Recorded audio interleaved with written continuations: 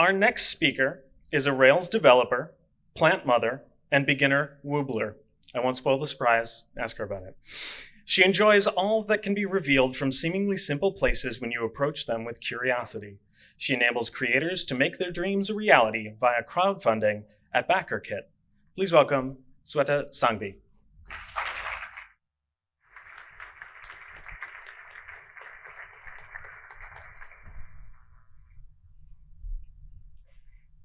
A couple years ago at BackerKit, we set out to build a crowdfunding platform. We had been downstream of these creators for over a decade, but we had actually never enabled them to run their campaign on our software. And so we set out to build a product competing with a first-to-market established competitor. And lucky for us, we already had a creator interested in experimenting with us. But that also meant we had to be up and running in several months for when they wanted to launch. We needed to build everything from a new way of handling payment processing to routing within a new engine within our Rails monolith. We were transitioning BackerKit from a B2B to a B2C product. At the time, this felt audacious, it felt scary, it was stressful, but also exciting. A chance to build in a new space, solve new problems for new customers, and leave all our gnarly tech debt behind. While there were some unexpected hiccups, the whole team did catch COVID at the onsite in which we started building this, Rails supported us putting up new user flows relatively quickly. We launched our first customer on crowdfunding by BackerKit as scheduled, and the project funded. Soon, other customers were lined up to launch on BackerKit. New customers with new requirements, new customers that found new bugs, and we needed to iterate on features that we had already gotten out there to build them further and build out new ways to engage with backers. However, as we started to build out this platform, we started to hit some roadblocks. We were attempting to push many new features as fast as we could to get user feedback on our product, but soon features took a lot longer to get out to customers. Initial patterns that had served us well to get up and running served us less well as time moved on. As developers, we're constantly working in the pressures of production, weighing speed to release and taking the time to write well-factored code. Today, we'll talk about how we can continue to retain speed in development by better using a simple tool, our familiar friend, the plain old Ruby object. Welcome to Plain Old But Mighty, leveraging POROs in Greenfield and legacy code. I'm Sweta Sanghavi. I'm a New York transplant living in sunny Oakland, California, here to tell you pineapple does belong on pizza. I'm a tech lead at BackerKit, where we build tools for creators to have their best crowdfunding campaign yet, and also support them in fulfilling these campaigns and getting their rewards into backer hands. Also living in Oakland is my firstborn, Morty, who today will double as my pair. Morty is a staunch proponent of the PORO in his code, and hopefully we can all learn something from him today. Today, we'll start out by talking about what a PORO is, how to use them to grow Greenfield code, and how to use them to rein in legacy code. In the next half hour, I aspire for us to all become better at spotting opportunities to leverage POROs in shipping more extendable code, whether it's for new or existing features. So let's start out with what is a PORO. And I hear Morty meowing for attention. Morty, what is it? Oh, Morty has an answer for us. A plain old Ruby object is just an object that does not inherit any functionality from Rails. We get a lot of great features from Rails itself, but at today's RailsConf, we're talking about code that does not inherit from Rails. We can write better Rails code by leveraging POROs to encapsulate data and methods in our Rails app. And so, simply put, we're talking about simple objects with no additional bells and whistles from Rails. It's really just Ruby. And while POROs may be simple, let's not let that deceive us that they are unimportant. POROs help us factor our code to more object-oriented design. They afford us flexibility in building out our code, give us a usable API, and support faster testing. So let's see how. First, let's talk about using POROs to grow Greenfield code. When we're building new features, this is often high churn code, since many of the requirements are still unknown. This code is in development, and POROs allow us to continue to grow this code. So everyone put on your BackerCat hats, and let's look at an example from BackerKit. First, a little background on the app we're building on today. BackerKit is a crowdfunding platform in which creators will launch projects, like a new fantasy role-playing game. Projects have funding goals, and backers can back these projects for rewards. If enough backers are excited about a project and back it, the project funds are collected, and the creator can use those funds for production. So let's pick up the next ticket in our queue. Well, BackerKit is going to launch 100 pin projects at the same time for the first time ever for an event called Pintopia. If all the projects get funded, backers who've backed will get a commemorative pin. And the future request is to celebrate this event or track its progress. We're going to have a little progress bar on project pages so that backers can know what % of projects have been funded, and even a funded count on the bottom left. With, in this example, 89 out of 101 projects were funded. So let's start sketching this out. Let's add this feature to our code base. And all right, Morty, your turn. You're going to write us a red test. Morty's pulling up our project controller spec and writing a new test in the show action, since this new feature is going to be displayed on project pages. And that's where we expect this progress bar to be displayed. We're going to start with a pretty straightforward spec. So we're going to have a funded and not funded Pintopia project. And when we make a request to the show page, we expect the body to have that 1 out of 2, that funded count that we saw on the bottom left of our component. All right, let's get Morty's test to pass. We're going to open up the show action, and we're going to need a way to represent this new event, because we're going to need to get the funded count for our new component. Since this is a one-off feature for Pintopia, something that's really new, I'm pretty resistant to doing anything too committed for now. So I think I'm just going to store the projects participating in this event in a const in an array. And now, because this thermometer should only show up for projects participating in Pintopia, I'm going to ask if the current project we're trying to display is included in the event, just checking the const for that project ID. All right, so next we're going to need a component to display the progress. And looking around the code, I find a view component we can use called progress component. The progress component takes 3 parameters: a title, the progress, and the total. And we can sort of think about it as a numerator and denominator represented by progress and total. So I can think of a title and our total because our const that represents the Pintopia projects, we can just get its length. So the last piece we're going to need to display this component is the progress. So the last thing we're going to need is to get the count of funded projects. And right now, I'm just barreling towards a green test. I'm not going to think too hard about how we accomplish this. I'm going to iterate through the projects that are participating in Pintopia, use the scope method that I found fully funded, and count the number of funded projects. And so I'm going to add that to our controller code. So if our const includes the current project, so if this is a project that's part of Pintopia, we're going to instantiate this instance var event progress component that will represent what % funded or how many funded projects there are in our event. All right, Morty's going to render this view component conditionally in our show action and pull up the tests. We're also going to add a little stub for the const so that we can assert that the 2 projects we have added actually are going to be returned by our Pintopia project stub. And let's run our test. All right, we got to green. Amazing. So let's go take a look at the trade-offs we've introduced in our show action. Well, number 1, we have a green test. And so we have delivered the functionality that was required from this feature. And getting to a green test, it revealed what unknowns and requirements we were going to need. until we're green, we actually do not know if we've actually accomplished the task. And so refactoring prematurely is not what we're going to be doing.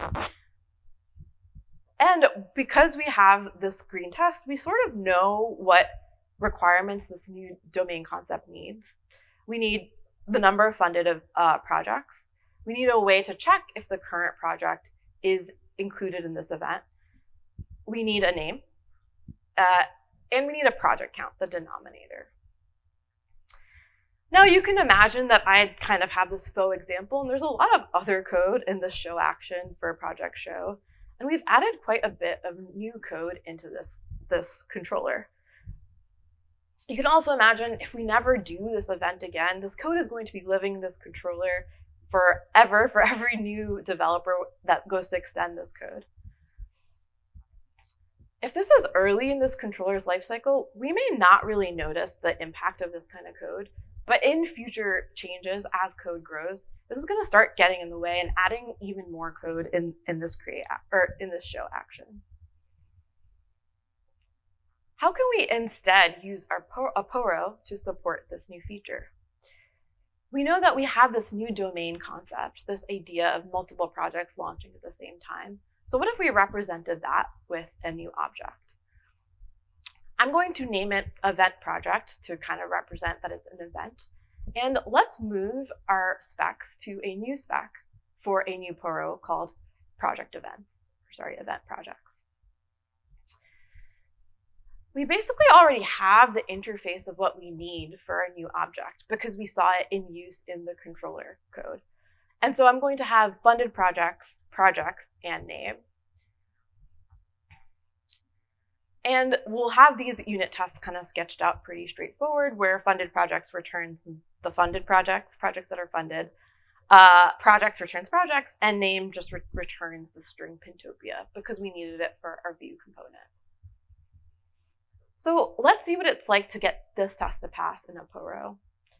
Now, notice this exercise is largely just moving controller code into a new file, a new object called events projects.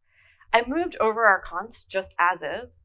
I gave it a name that's really just hard-coded to the string that I need it to return right now, and moved the projects method where I iterate over the const to grab the projects, and then I use that same scope method we saw for our funded projects method. One last thing we said we needed is also a way to check if the current project we're displaying this page for should be rendering this view component. So even that code can be handled with our new PORO. What if we accepted a project and had a method that returned true or false if the project was participating in Pintopia? And we can leverage that same projects method that we already wrote, and we can conditionally set an event progress view component method, which conditionally returns that view component or nil, based on if the current project that we've passed or the project that we passed is a part of the event. As I'm encoding this, I'm realizing the only feature requirement I have thus far is just conditionally rendering this kind of progress bar. So I'm going to move the rest of the methods to the private scope and only expose this event progress view component as its public method. So let's kind of take a look at the PORO. And one thing I'm noticing is it's still pretty simple. It takes a project and has just one public method. But it provides a place for future changes to event project to live.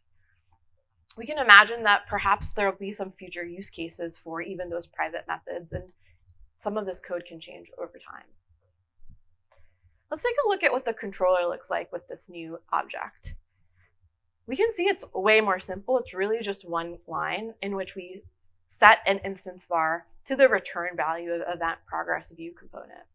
And so really our view code hasn't really changed. Our instance var can either be nil or the event, the progress component that we want to render.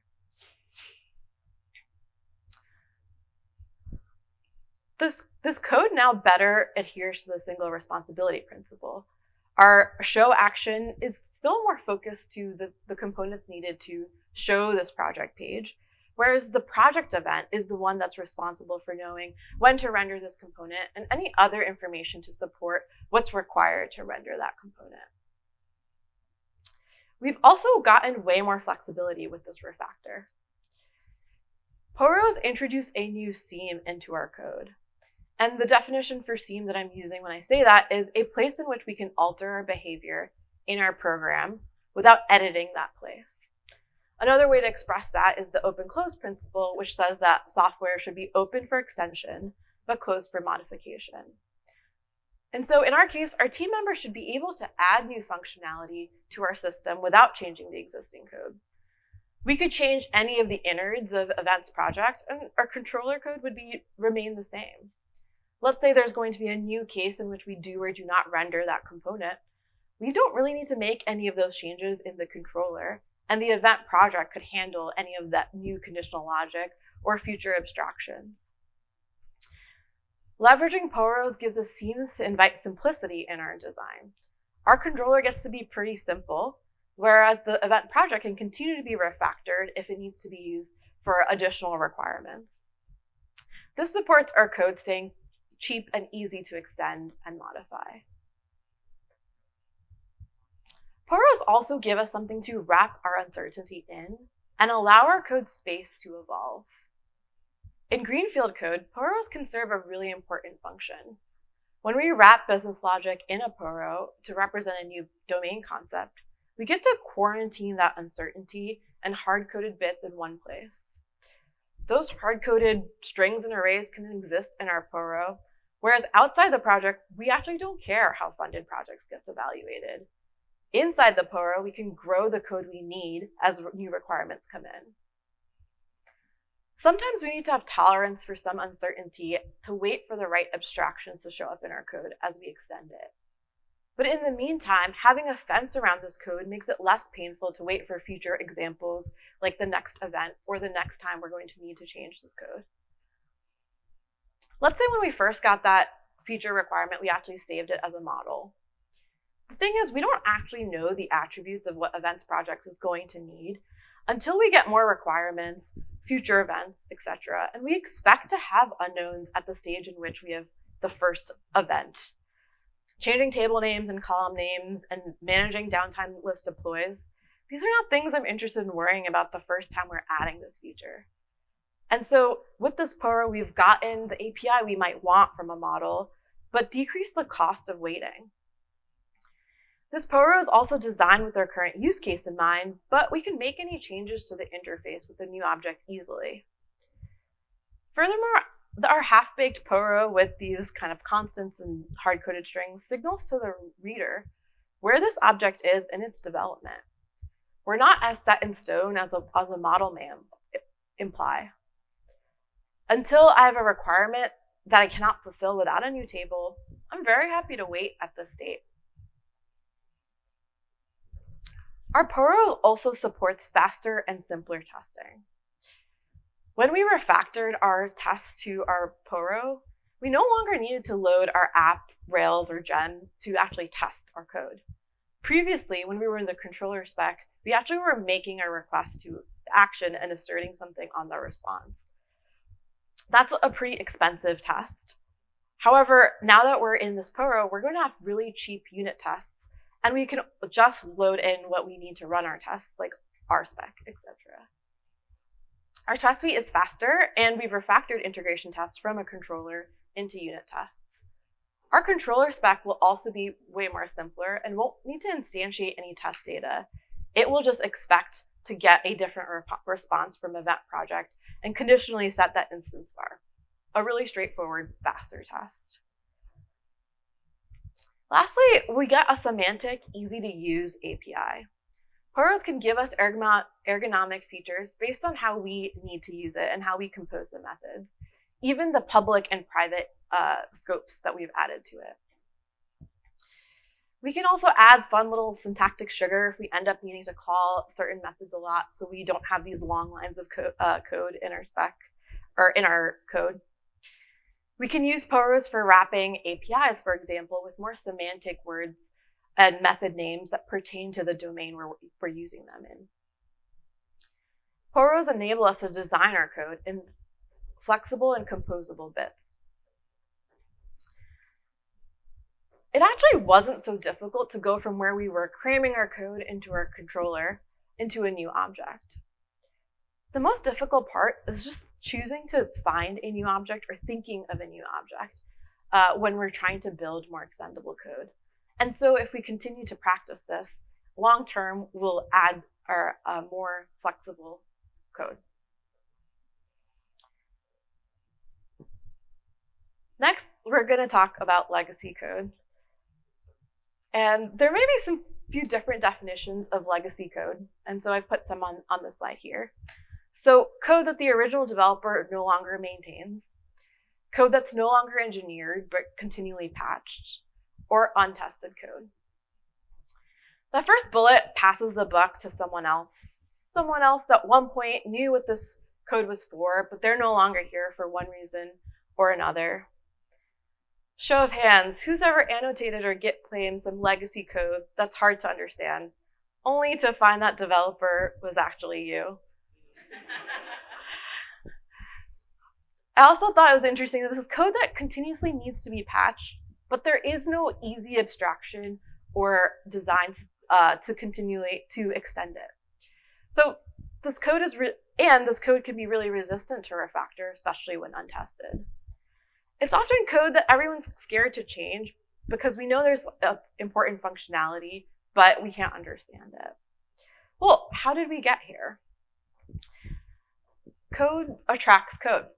A new feature request comes in, we look around the code base for code that's adjacent to what we're trying to add, and we just stick the new code in there. We often put more code where code already exists, and if there's some gnarly conditional, well, what's one other else if statement? Unfortunately, the natural tendency of code is to grow bigger and bigger, and at some point it tips, and the complexity is so large that you can't actually even imagine putting the code somewhere else. There is no useful design to extend. Poorly factored legacy code that's hard to use is often demonized. However, often this code is stuck around because it continues to serve a purpose. It reflects constraints that were there at the time of writing that code, written when requirements and unknowns were still being discovered. If we're finding ourselves extending this code, it's probably high churn and worth an investment. I think a lot of times we resist refactoring this code because we don't have a lot of tools to start unspooling this ball of yarn. And this is where POROs can be so powerful. It gives us small things we can do within the life cycle of shipping a feature to start unspooling legacy code. So let's go back to our own app at BackerKit and talk about how we can lasso our legacy code with our mighty PORO. So we're going to take a look at our pledge controller. Making a pledge is one of the main parts of our app, so it being unwieldy is not super surprising. Here, it does not even fit on one slide, but let's see what we're doing. So before this code excerpt, we're saving some attributes onto a pledge. And we can think of pledge.confirm as basically just saving the pledge. And then if we're successful, we're going to do some things and redirect, and otherwise, we're going to do some other things. This is really just a wall of text. I don't expect you to read all of this, but we have all these things that need to happen once we save our pledge successfully. When scanning this code, and I'm trying to extend it, it's pretty hard to tell what's going on and what's important for it to happen right at saving a pledge. If we put our archaeology hats on, we can imagine how that we got here. We got a ticket that was like, I want to show star backer status after somebody pledges. And so a reasonable developer looks at the seam in which after we create a pledge and sticks one more thing in there. We see a bunch of service objects already instantiated in this create. So there is some design here. When I look at this code, I see two kinds of things happening. Setting up instance vars that we need in the next action or in the next user view, and some kind of side effects or data changes that need to happen to support user flows. Well, I'm going to use my del tool again, and I'm going to take a bunch of this procedural code that's not key to the render redirect logic and put it in a plain old Ruby object. On scanning the method calls, I see that the arguments for these methods are often project, user, and pledge. And so I'm going to see what I can quickly move over to a new service object. So let's create a new service object called pledge creation service with the parameters of user, project, and pledge. And really, I just moved a lot of that code to this new service object with a call method. If we look back at the controller, I still needed to leave a bunch of code already in this conditional, but we did kind of half this part of the conditional branch.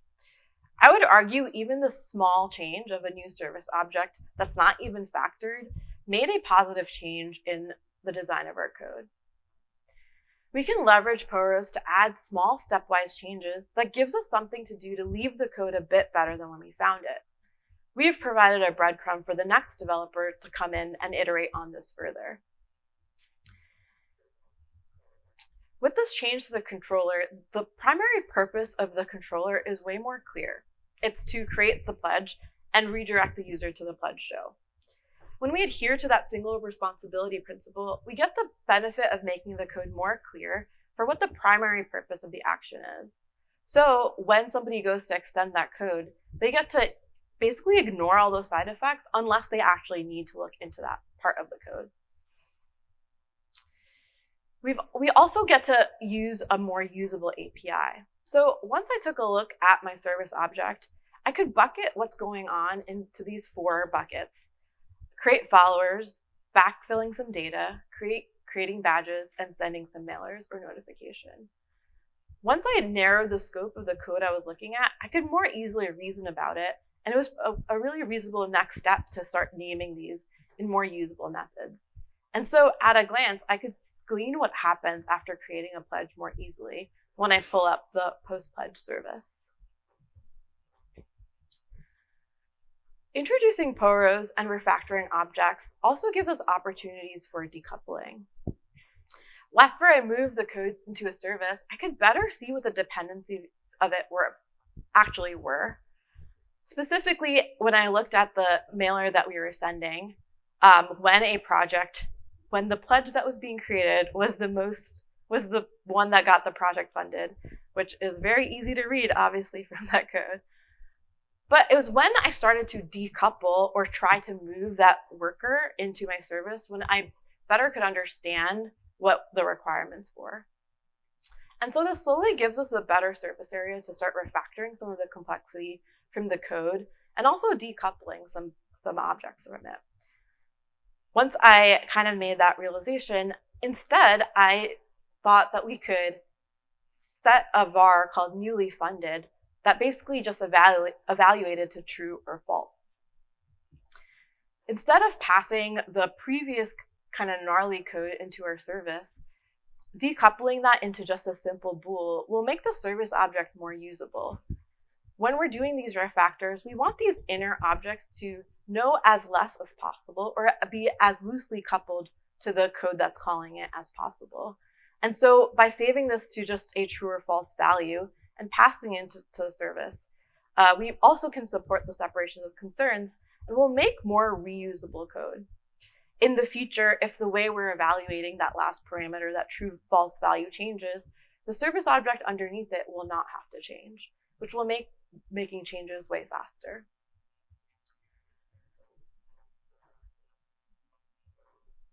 So this is using that newly funded. So now we're going to accept newly funded into a service object and just ask that conditional whether or not we should send that email. I also noticed that we could key a lot of what we needed off of pledge. And so we can just pass pledge to our service object and instantiate the backer and project inside the service object. Introducing a new object for future extension or modification. The service object serves to introduce a new object for future extension. The next developer that comes in has a better place to extend this code and no longer has to contribute to the ball of yarn that's already existing in this controller action. This technique can also be useful for untested code. We can sprout a new class or method from existing code and test just that object within a block of untested code once we break dependencies from the existing code. On that note, let's talk about approaching untested code. POROs can also give us a strategic way to deal with code that we hope never to have to work with, but they provide a defensive way to chisel out a tested seam and chart a path forward. Most legacy code is riddled with dependencies, which is often why adding a test harness around some portion of untested code can be so difficult. We need to break dependencies before we can introduce those tests, but breaking dependencies requires us to change code without the safety net of those tests. So a good method we can use is change as little code as possible to get those tests into place, break those dependencies, and then write tests and then make the change. However, sometimes we don't have the time or context to break dependencies, and we can leverage POROs to get out of a bad dependency situation of code that we can't get into a test harness. Let's imagine we've gotten a story to extend an existing feature that allows backers to pay an installment to charge their remaining balance. Under the hood, some data updates need to happen that are managed by the scheduled payment manager. The new feature we need to enable is inserting some logging so that we can have a paper trail to changes that were made to a payment or a charging schedule. The problem is the manager is complex and we don't have time to understand all its components or its integration with charging. And the kicker, it's untested. Well, POROs can help us chisel a path forward with minimizing the debt, even when we don't have the time to break dependencies and refactor big, complicated, untested classes. They can serve as a strategic defensive strategy when we can't bear to add any more to that existing class. Well, let's see how. First, let's identify the method that we need to make this change. And so I've done that. I've noticed that consolidate due balance is the code that is allowing folks to charge their remaining balance and the code in which we're going to add additional functionality. So let's pull up the scheduled payment manager. And we have that consolidated due balance. In this case, this is untested, and there's even more complexity that we don't see in this code. We could just add logging to the existing place and kind of run away. When I tried to TDD just that feature, I could not break it out of the dependencies already in the code, and so I couldn't just test that feature or just the logging part. So instead, we're going to introduce a new class for this behavior, and we're going to call it logging scheduled payment manager. We're going to need it to respond to all the same calls of the original class, and so I'm just going to extend scheduled payment manager so it can still respond to all of the same methods.